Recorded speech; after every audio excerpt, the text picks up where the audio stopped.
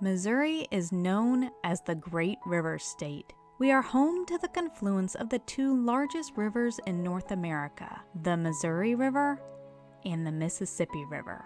Traveling 2,341 miles from its headwaters, the Missouri River receives surface water flow from 500,000 acres from 10 U.S. states and Canada. After flowing 544 miles across the state of Missouri, it meets another great river, the Mississippi.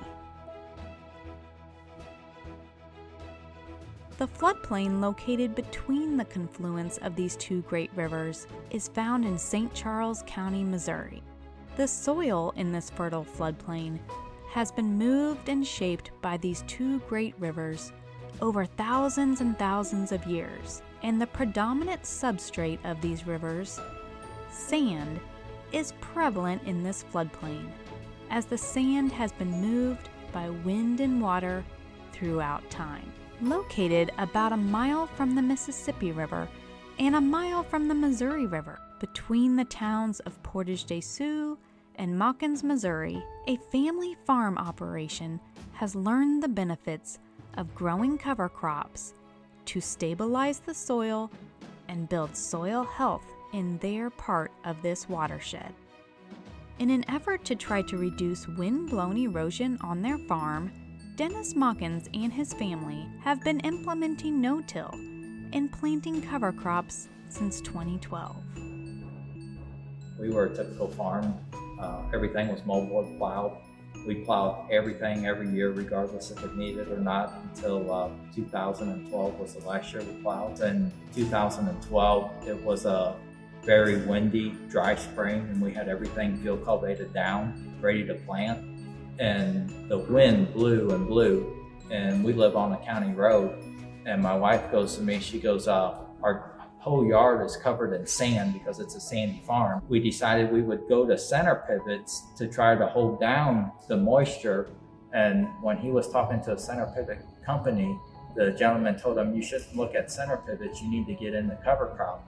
And that fall, we started cover cropping, and we parked the plow and we went to 100% no-till cover crop that fall.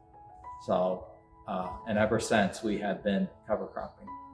A cover crop is a plant species that is planted and grows between the harvesting of a cash crop and the planting of the next year's cash crop. Some examples of cover crops include cereal rye, crimson clover, Austrian winter peas, buckwheat, turnips, radishes, and triticale. For example, cereal rye or another cover crop species or a mix of cover crop species can be planted in the fall and create a ground cover of vegetation that grows throughout the winter and spring, which can then be planted into during the spring and early summer.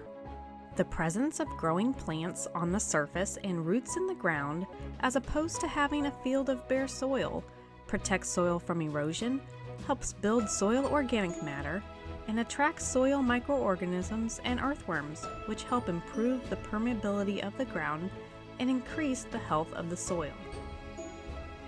Cover crops help reduce soil loss and nutrient runoff, suppress weeds, reduce soil compaction, and improve soil moisture management in times of either too much or too little rainfall, all while reducing necessary inputs which can increase farm profitability.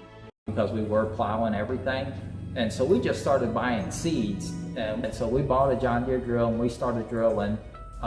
That year we did cereal rye. In the past we have done cereal rye, radishes.